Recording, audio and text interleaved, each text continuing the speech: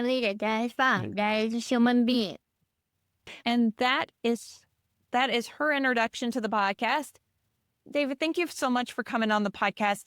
I know when we did our pre-interview with you, I warned you when I do the introductions, I get labeled as it's AI generated. So do you mind introducing yourself to our audience?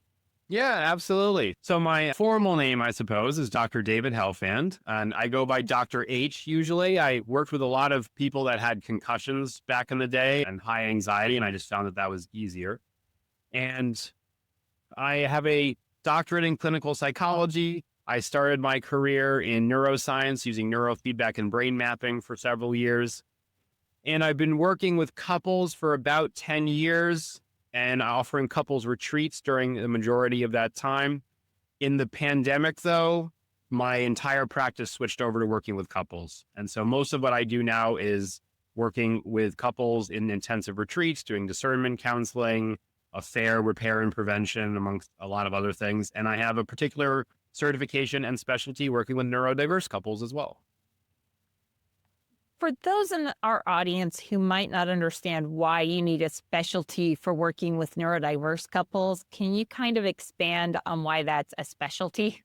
Yeah, sure. So I think the best example is that EFT couples therapy is fairly common and very effective for many people. And it's emotion-focused therapy for couples. And the issue is that that kind of approach, or anything that's an offshoot of it, typically doesn't work very well for couples where one or both partners are on the spectrum. And it can actually do a disservice because they start to feel like they're failing, they're never going to have a good marriage, and they can start to feel really defeated and hopeless. And basically it's because of the way neurodiverse relationships work and how they process emotion as part of their marriage is very different than how neurotypical people do. And neurotypical people struggle enough with emotion, even knowing that they have it and trying to identify it. And so then if you're neurodiverse and you're being told, well, the secret to a healthy relationship is to figure out the emotion you're having, label it correctly, regulate it, and express it, then people go, well, WTF, how the heck am I supposed to do this? I think Leta's look says it all right now that she's like, what?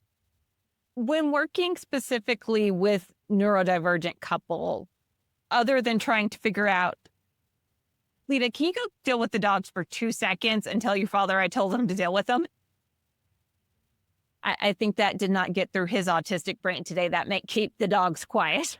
What is the hardest part of working with neurodivergent couples versus neurotypical couples where one partner is neurodivergent and one partner is neurotypical? Because I know all of my friends who are in a neurotypical, neurodivergent relationship seem to have a different relationship than my husband and I have. And I cannot understand how they're in relationships like that. Yeah, I mean, I think a lot of it comes down to different languages. I mean, the way that you're communicating with each other is basically like you're speaking German and your partner is speaking French or sign language for that matter. There's a real separation of how you understand each other's communication. And so I think the harder part of working with those couples is usually just trying to get them to understand each other, to empathize in the ways that are meaningful for their marriage, which again, even empathy looks different in those cases than a neurotypical couple, and to find some way to get them on the same page. So a great example of this is I had a couple recently where she's like, he just never gives me what I need.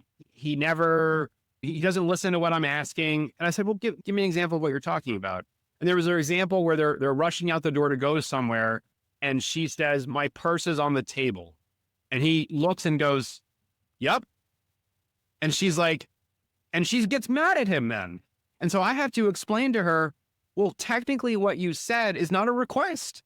There's nothing in there that says, can you go get my purse from the table, please? Right? It's just, you were stating a fact. He agreed. He was probably really confused. Like, why are you telling me where your purse is? And so you need to have specific instructions there. And so I do also want to say that in your question, I think it assumes that neurodiverse couples are more challenging. And I have found that once you really understand the dynamics, sometimes they're actually a lot easier than neurotypical neurotypical, because what they're asking for has to be really clear. And oftentimes what gets in the way of other relationships is all the ambiguity with emotion. And so in some ways it's easier.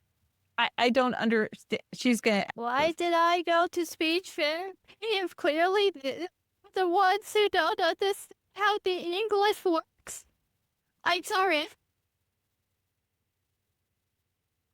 More than me.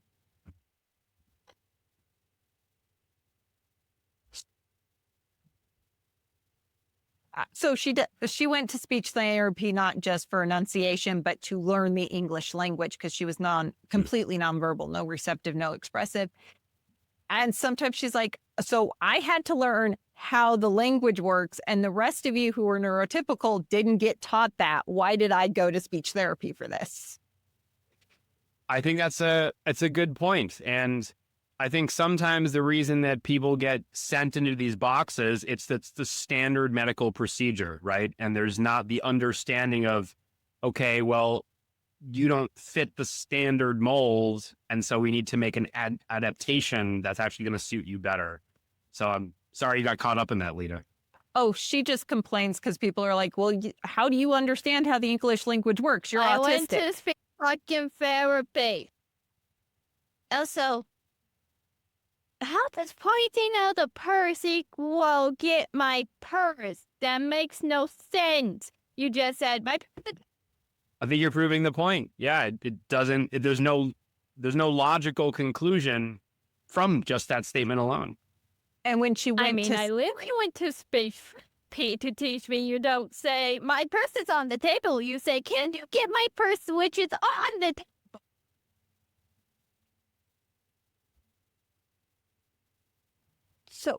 So a lot of the speech therapy for autistic kids today, and even in past tense, involved learning how to speak the English language. Like she said, you don't just go, my purse is there. It is, well, you have to extrapolate what you want the person to do with the purse. And the neurotypical kids don't get that the same way. But I know with my husband and I both being neurodivergent, sometimes we're at odds because sometimes we don't speak quite the same neurodivergent language. But my friends who are in neurotypical, neurodivergent, I'll talk to my neurotypical friends and I'm like, yeah, but you didn't ask for any of this. Right. Yeah. And I think there's also a misnomer that people on the spectrum don't have the same emotions as people that are neurotypical. And I think there's cases where you can say that there is differences, right? But the idea that you're devoid of emotion is sort of a silly thing to say. And in my experience, working with couples in particular, people that are on the spectrum are very anxious about their strong emotion in particular. And to the point where then the communication often breaks down as well. So you might make a request of your husband, let's say, and he maybe is misinterpreting it, which is the first issue. But then the request itself causes a lot of anxiety. Maybe he doesn't feel he's good enough to fulfill your request. Maybe he's just unsure of the directions, but he thinks if he asks for clarity, he looks stupid. There can be a whole lot going on in there. And this is often where I see people where they say, well, my partner agreed to do this and the issues are not following through. And at face value, we can look at, but the issue is really that, well, they agreed as a fawning mechanism. So fawning being part of fight or flight, and I'm just giving into what you want so that we avoid the tension on the argument. But in reality, now I have to figure out how to do that. And I might not be successful in fulfilling your request. I have been quite guilty of that myself. Do you mean when you tell dad, can you get me the thing? And he's what thing? And you say nothing. And he says, you say nothing for everything.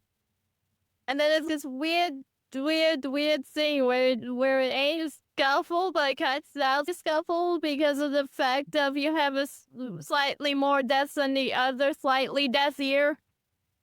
And they echo.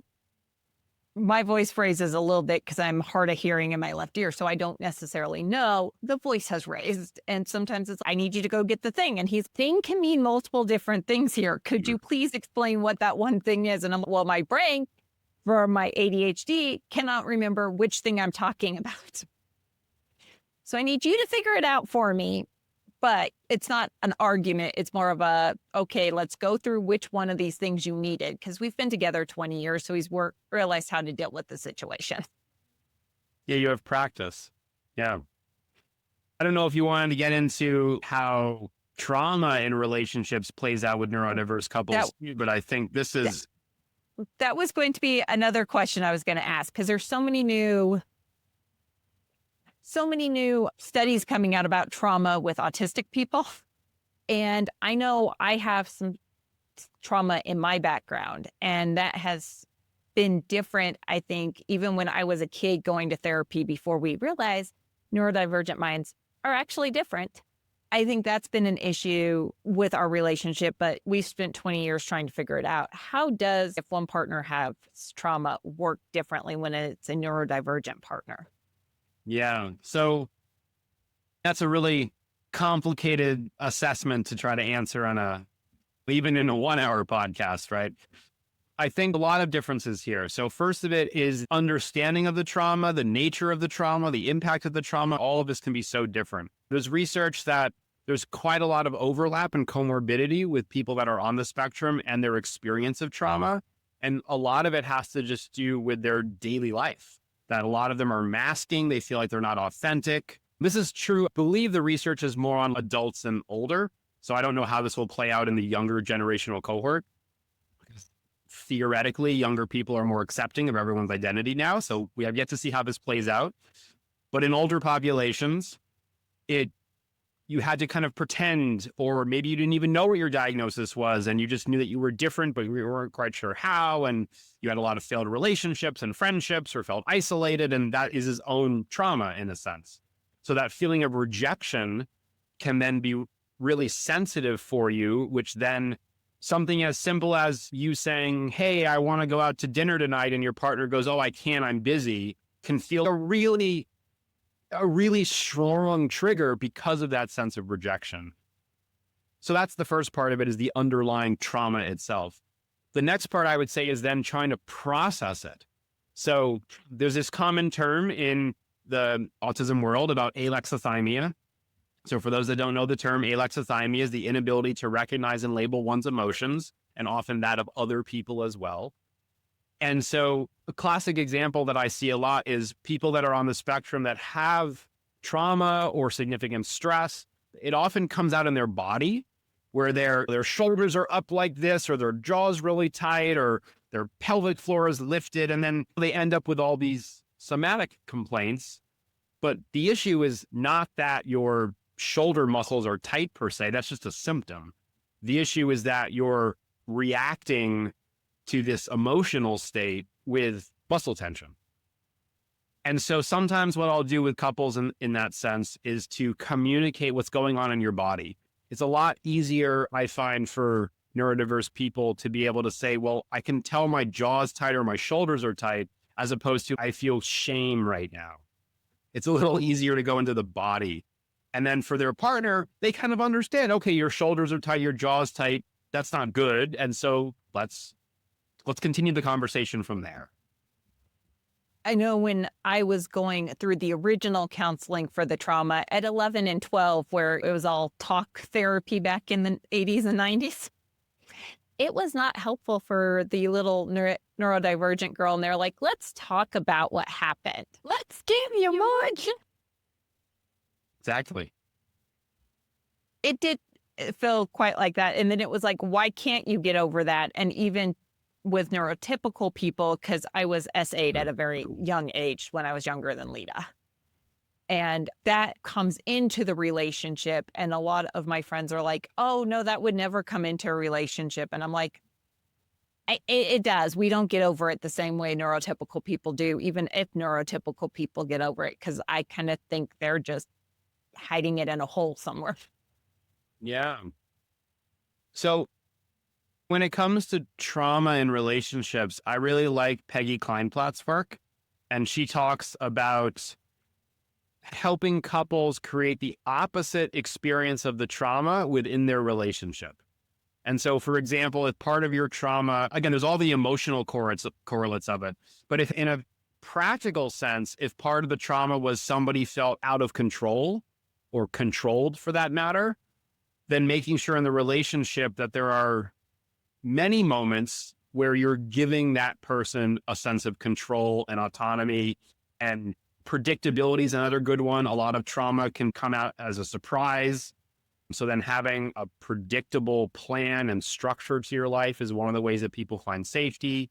Playing that out in the relationship is really important then too. So for your listeners that are wondering about quick tips, I like this idea of thinking about the characteristics of the traumatic experiences and trying to nurture the opposite within your relationship. Is it different dealing with a complete neurotypical couple that's had trauma in the past versus dealing with one or both partners being neurodivergent? That's a good question. I don't know research. I don't know what the literature would say on that. I can say anecdotally in my professional experience, there are some differences. Sometimes what I find is that it's hard to know if this is a subconscious pull or if it's just happenstance. I like to think that sometimes there are no coincidences, but I think sometimes the neurotypical person is the emotional avatar for the relationship. So whereas the neurodivergent spouse is having trouble expressing their feelings or even identifying what's going on, their partner can go, "Oh my God, this sounds horrific." And they can even cry and get emotional. And sometimes I see that that actually feels you're outsourcing your emotions to your partner. And there's a way to that catharsis actually feels good for you as the neurodivergent person. So I've seen that play out in the room before. I've also seen where somebody who is, if it's a neurodivergent couple, that the neurotypical spouse doesn't have the same awareness and empathy of why something would have been so traumatic. Whereas sometimes if you both have similar experiences and you're both on the spectrum in that case, you might have a better understanding of, oh yeah, that sounds, it would be really challenging for me too. There's a different awareness of what your partner has gone through in that case. I am so intrigued by neurodivergent and neurotypical couples on the outside because she's in the background going, "Oh, did my mic decide to go on me?" Oh, good. It just says it's not recording. Okay.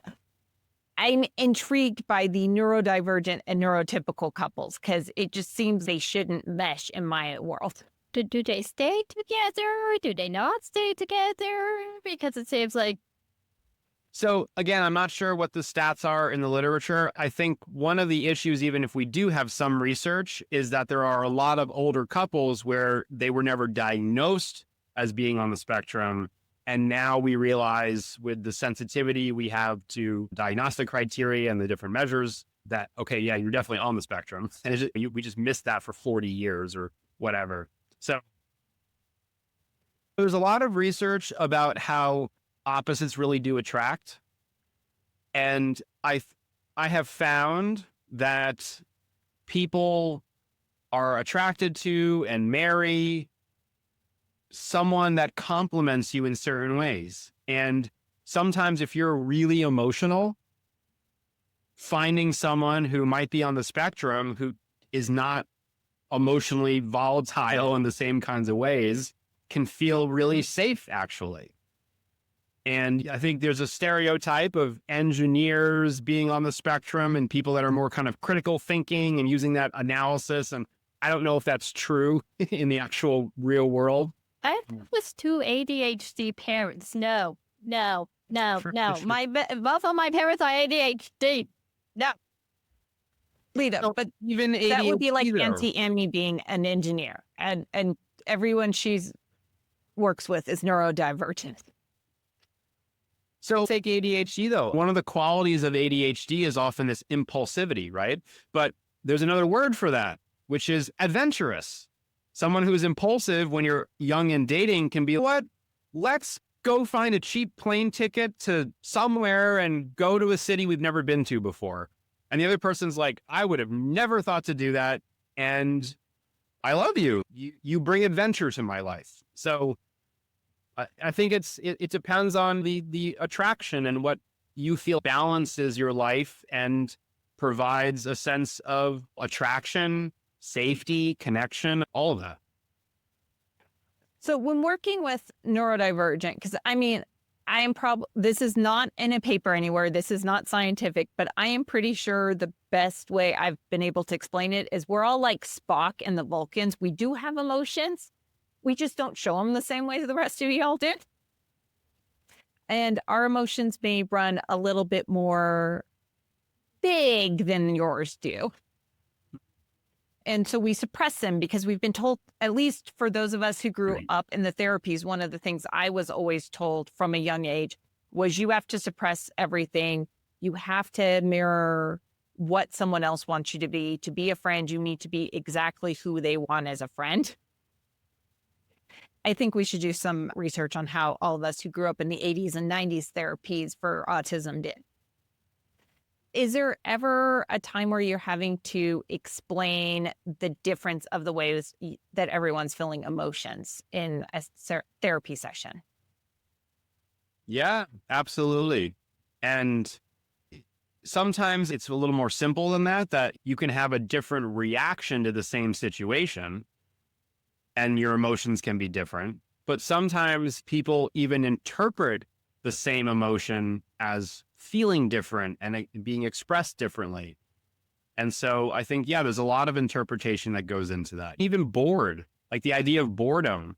I've heard some people say boredom to me is relaxing. It means I have nothing I need to do, right? I'm kind of bored and I'm sitting there thinking about all the things I could be doing. And it's a different experience. Whereas some people get really anxious when they're like, oh my God, I'm bored. I need to be doing something. So there's different interpretations, and that depends on your childhood history. That depends on what your past therapists and friends have told you you're supposed to feel or do, right? There's a lot there. And as a side note, Amanda, I'm really sorry to hear about that experience when you were younger. It sounds like you could have benefited from the more modern approach to diversity. When I hear about the more modern approach to neurodiversity, I'm like, you kids today, there's still issues. Do not get me wrong in some of the therapies we're doing.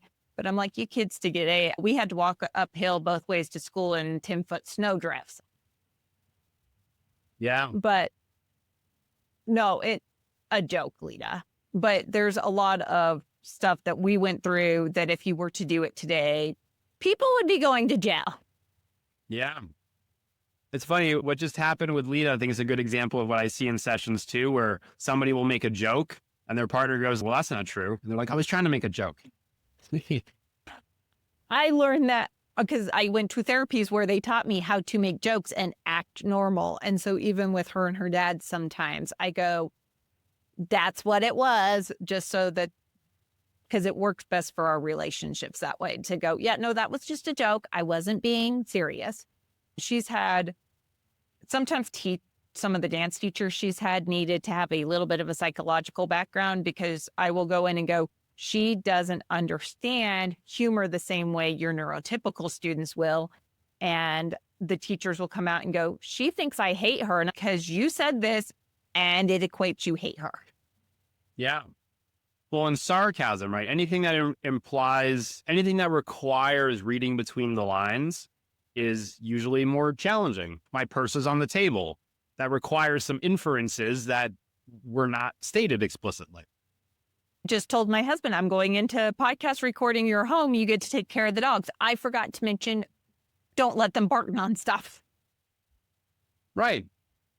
But she had a dance teacher who to this day cannot figure out what she did wrong, who came in and went, if you guys mess up during recital, what was it that she said?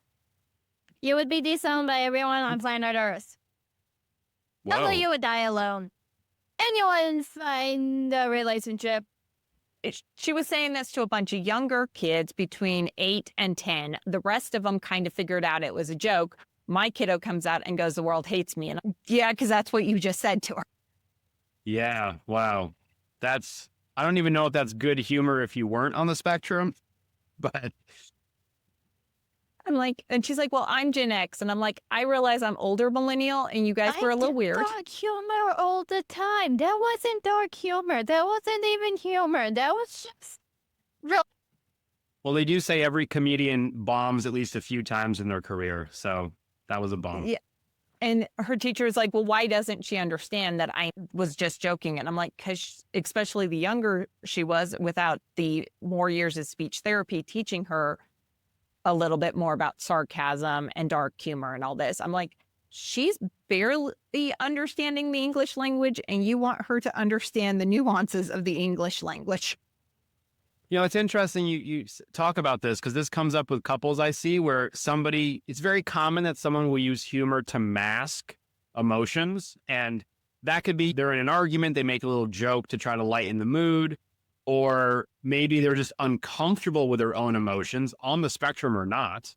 And they make a joke to alleviate some of that release of the tension and the emotion, even if it's happy emotion or intimacy. And explaining to people that your partner doesn't get that. And I will say it goes both ways. I've seen the neurodiverse spouse try to make a joke to soften the tension, and I've seen the neurotypical one do it, and they're both looking at each other like, that wasn't funny. Yeah, there's definitely we are not speaking the same language sometimes, and that's got to be hard when you're working with the couples in a therapy session. I know even with the neurodiverse, it runs a spectrum. My flavor of autism is not Leta's flavor of autism, and it's not her dad's flavor of autism. And the jokes I've learned to make to mask, just because that's what I learned to do, was if you made a joke, everyone laughed and quit paying attention to your neurodiverse issues.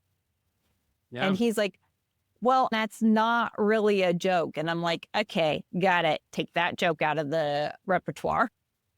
Yeah, and again, you're saying that's something that you've learned and in fact, you were encouraged to do early on. And part of what I find with couples is that sometimes what works in the greater population or your community is not appropriate in your intimate relationship.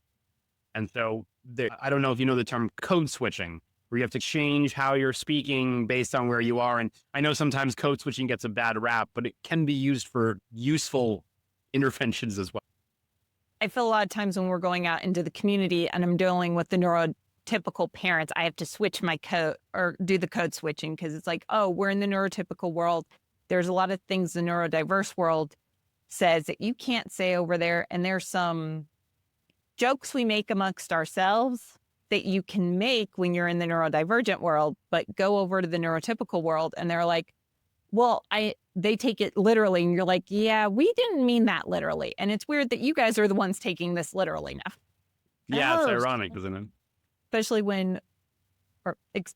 when we have youngsters who in her dance studio, they'll be hyper focused on something. And I'm like, oh, that's their trains, huh? And their parents will go, that's not a train, Amanda. And I'm like, no, what I meant was a joke. It is freaking. It is one of the worst. These people are not turning trauma into jokes. I'm sorry. Are you not supposed to turn trauma into jokes? But is that wrong? Is that wrong? Am I not supposed to turn everything into a joke? That is probably a totally different podcast in and of itself. Hey, there's a lot of people that have made a lot of money turning their trauma into humor. On the code switching, how does that work with the couples you're counseling? Because like I said, there will be times I will say something accidentally in a neurodivergent setting with neurotypical people. Oh, that's their trains. And we're all like, that means that's the thing they're hyper focused on at the moment. And the neurotypical people will go, but that's not a train. Right. I think some of it is just being able to have a shared lexicon and vocabulary, right? So you're using the sense of train in a different way than a choo-choo train. And so some people hear this and not knowing the vocabulary, they're not going to understand the context then, right? Or the meaning. So some of it's just making sure that everyone understands and they're using the same language. But then I think it's also about there's some emotional intelligence training, and the emotional intelligence is going to be different. The way you go about that is different for neurotypical and neurodiverse. So again, whether it's alexithymia, understanding your emotion, communicating your emotion, doing it more somatically, or maybe it's a little bit more concrete, saying, when I was a kid, my brother pushed me into a pit of spiders And now I have a fear of spiders, so I don't want to go, trick-or-treating because there's spiders everywhere.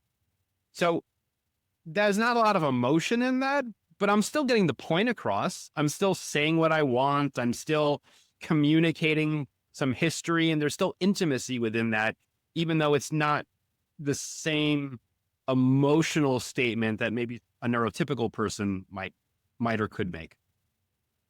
Like, interesting, because she is terrified of spiders. I am terrified of spiders. Luckily, her father isn't. Well, you don't like them I as mean, much. they're adorable. If they're tiny and not crawling on me, it's touching. Oh, You that would've- changes once they're touching her. You would have liked stacking firewood with me the other day. There were a couple bigger spiders in the firewood. But she's like, but my dad's scared of tarantulas, and both her and I are like, but tarantulas are cute, adorable babies. They're A little not hurt you. bit. Just don't know why he's slightly terrified by them, but okay. In your work with neurodiverse and neurotypical couples, is there anything that you've seen, not necessarily across the board, but often enough that you're like, this is one thing every couple needs to work on, other than the obvious? Communication is always the root of almost every single problem. Yeah. So when I work with couples, I use a 4-pillar model that I've created. So communication is one of the pillars. Regulation is number 2. Prioritization, number 3, and then intimacy in all forms being the last one. More and more, I'm aware of how regulation is so important for couples, because no matter what your personality or diagnoses, the information that you learn, the communication skills that you learn are all stored in higher cortical functions. And as soon as you get emotional, your limbic system, which is a deeper set of structures in your brain, override your cortex. And you literally have no access to any of those wonderful skills you're learning in therapy or from a book or whatever it might be. And that's true across the board, neurotypical or diverse or otherwise. So the way that couples or individuals learn regulation skills, I think, has to be tailored to their personalities. But the fact that they need to learn it, I think, is across the board. Everyone should be doing a little bit of occupational therapy regulation training. It's like, that's what that was. Yeah, that all that training about how to deal with emotions and stuff in OT was regulation therapy. I thought they were just giving me weird shit. Like young your kids' sexual good shit. Because and those breathing techniques helped. So there probably needs to be some studies into whether or not regulation techniques need to be tailored to the individual. Well, they absolutely do. And one of the issues is that people that have trauma need to approach a trauma-informed relaxation training protocols or process. And there's a huge overlap, again, with the neurodiverse community and trauma. So if you have this underlying trauma and I just say, oh, let's just do some deep breathing and get your parasympathetic system roaring inside you. Well, if you relax someone too deeply, too quickly that has trauma, they're actually going to feel vulnerable, unsafe, highly anxious, and it's going to make it a lot worse. So it didn't hurt for her that part of her trauma came from therapies. And it's like, okay, now let's relax you in a therapy session. Right. So now you have complex trauma where the original trauma is now layered over other experiences and development, and it's more complicated. A word they did not, or something they did not have back when I was doing stuff, because they're like, oh no, it's just each individual trauma needs to be done separately when I was a kid.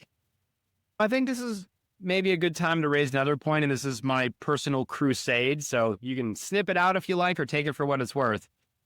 I feel as mental health providers, we get so stuck in, okay, we have research that shows these are the symptoms, this is the treatment, and here we go from here. And I think it would behoove all of us as professionals to follow that and take it with a grain of salt. Because a lot of what I hear from people that did therapy 20 years ago, or even 15 or 10 years ago sometimes, is that, well, if we only knew what we knew now. And I think well, what about in 20 years from now if we're still saying those kinds of things? And could we have a little bit of compassion that maybe the models we use need to be adapted now and not taken as gospel? I will not disagree because there's a lot of stuff that she went through 10 years ago that hadn't changed. And because of my trauma, I was pulling her out of and SLPs and ABA quicker going, no, this is going to turn into something bigger. And they're like, well, just because it was traumatic to you 30 years ago doesn't mean it's traumatic now. And I'm like, except for I'm seeing the symptoms now. Right. And this is a great example.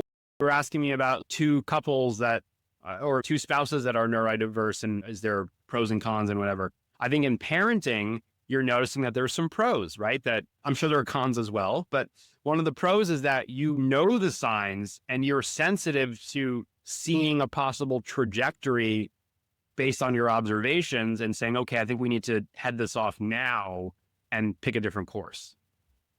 I know they're wanting to do a study on that because they're starting to see kids whose parents were diagnosed neurodivergent as children. Those kids who are being neurodiagnosed in the last 2 decades seem to be doing better than their peers who had neurotypical, and I'll use quotation marks on that because some of their parents are being diagnosed later. But the ones who didn't have the therapies, who didn't go in and do all this, who weren't raised in the community, they tend to not progress as far as the kids who had parents who were in the community, which seems to need studying to me just because I love reading studies. Yeah, I think it's a good topic. It does seem like a hard study to complete in the right way, though, because of misdiagnoses and missed diagnoses. I think most of the stuff that the people who are batting it around are saying is the ones who went through those therapies can catch quicker whether or not that therapist is doing something old-fashioned. You know, she keeps up with the time. She's like, we're at 40 minutes. It's less of, oh, it's because you're neurodivergent, and more like, oh, you can see it right away and go, that caused this with me. So Makes sense. Although it would be interesting to see that research, because we also know that people that grew up with alcoholic parents theoretically should know not to become alcoholics and should be sensitive to how they're impacting their kids. And that doesn't always play out in the same way. that's why I'm interested, because I'm like, well, maybe it's just because all the ones you're catching all have parents who are PhDs hanging around with all you other PhDs. It would be interesting that maybe that's another study is if the parents are part of a neurodiverse support group or community, then what are the outcomes? And I think you could use the ACEs research here too. I don't know if you're familiar with the adverse childhood experiences, but that would have to be tailored to neurodiversity. But I feel like there's an overlap that would be really interesting there. I think it would be interesting. And I'm like, I just do not feel like writing any papers on that. So y'all just have fun and I'll read it when you guys get done. Fair enough. Yeah, I'm working on a published paper right now, and it's a lot of work. I'm like, yeah, I've done my publishing. I'm currently gathering all the data from the dance studio because I'm like, there are about 10 papers in here. Which one of my friends would like the data from me? I'll gather the data. You write the paper. We're boring Leta now. Oh, she didn't sleep well last night. She's really used to we did not realize she had receptive when she did. And she was hanging around with all the PhDs and the medical researchers talking about all the research. All the curse words. I've noticed that. What people don't seem to understand is when you get back in rooms, if you have a PhD and they have MDs, the neurologists tend to suddenly not have bedside manners. And they're like, oh, so you also curse. So we can talk to you like we talk to normal people. Yeah. And so she may have had receptive, and we did not know we were between that and the lawyer she hangs around with, because lawyers behind closed doors are not as nice as they are in front of the judge. I believe that. Yeah, I get to see lawyers in couples therapy. I get to see all professions in couples therapy. And once you pull back the veil, it's a different world. It is. And they do not filter themselves as much behind closed doors. But I cannot even imagine having lawyers or neurologists in a couples therapy session, because or physicists. We all think we're God, and neurologists all know they're God. Yeah, I think what I notice with people that are high up in their field is sometimes they come in confused why they can be so successful in some areas and yet they're failing in their relationships. And I often remind them it's a different set of skills. You know, what makes you a really good litigator probably would actually not make you a good partner.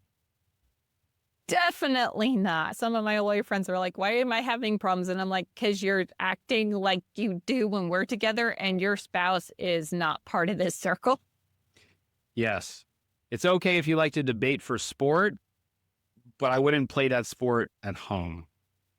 No. Something you should probably remember, because your dad and I will debate academic papers at the dinner table. And she's like, oh, that's how couples work. And I'm like, and that is how we don't have fights, is because we're debating academic papers so you can get all your frustration out on something that doesn't matter. Good point. I do not highly suggest it for normal or any other couple, but it works for us, is because you can get any frustration you had out from other things on arguing over a paper. I imagine at some point, though, you set the ground rules for that, which is really important. And that's what we call in the field meta-communicating. Meta-communicating is to talk about talking. And so whether it was implicit or explicit that, hey, we're going to argue about this so we don't argue about other things, or even just, hey, are we both okay debating about scientific journals and then saying, yeah, sure, let's do that. Sometimes having that explicit conversation is very valuable. It actually grew out of both of us were writing our thesis and needed someone to argue with that wasn't our advisor. So it was, okay, I'm going to argue my thesis with you. You're going to argue your thesis with me so you can clarify your position. And it just kind of snowballed over the last plus And decades. now I have to remind them when it is lunchtime or dinner time that we need food and I need food. The ADHD time blindness does sometimes come into that. But how when you're both ADHD? If people are, you so go with the flow. So, Dr. H, is there anything, before we let you go, we would love to have you come back on the program again if you're good with it, because this is more than an hour-long discussion on all of this. Yeah, I'd love to. And maybe if any of your audience members have specific questions or follow-up conversations they want us to get into, I'm happy to let them direct it. Yeah. So if you're listening on any of the podcast streaming services, you can send us a text directly from where it does the description, and that'll come to us, and we can send the questions to Dr. H. We'll have something posted on our Facebook, so you can drop questions in there. And if you're watching on YouTube, just drop questions in the comments. Where can they find you on the internet? Yeah, so the URL is marriagequest.org. And there's a free blog that you're welcome to get into. We have a lot of topics on a variety of situations couples, need to work on or consider. Sexless marriage, considering divorce, resentment, affairs, a lot of the hot button stuff. And if anyone's interested in a couples retreat, then they can sign up for a private consultation with me. I always do a free consultation before couples arrive. I do like to point out that a couples retreat is an investment in your relationship. This is not an insurance copay sort of service. This is a commitment to really try to fix things or figure out if your marriage can be successful. And most of the couples that I work with are on the edge of divorce. And the good news is that we have a pretty good success rate based on the data we've collected. And it's very rewarding. I guess I would say in conclusion here that in my experience, no one is ever taught how to be married. And if you're neurodiverse, most people are never even taught how to navigate that internally, let alone with a partner then who brings their own stuff to the table. And so my approach is usually to let me first give you the skills that could make you successful and see what you do with it before you start going the divorce route. Because if you're never set up for success, you will probably fail. Most of my friends who've gone to marriage counseling have gone right after they've made that decision to make or go to the divorce route. And they're like, how have you two stayed together so long? And I'm like, because we are too lazy to even go to the divorce route. That's a lot of paperwork. I'll take that as another one of your jokes, Amanda. It was a joke because, yeah, we were the couple when all of our friends got married outside or out of college. They're like, oh, you two will never last because you guys decided to get married 2 weeks into dating. Wow. And they're all like, you didn't take the time to make sure. And we're like, but we clicked. So it made sense. And out of our entire friendship group, we're the only ones still married 20 years on.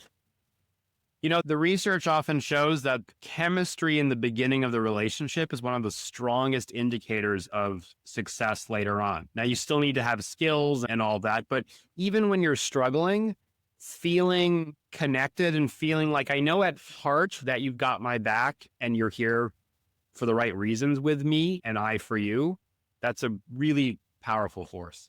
And it sounds like you have that.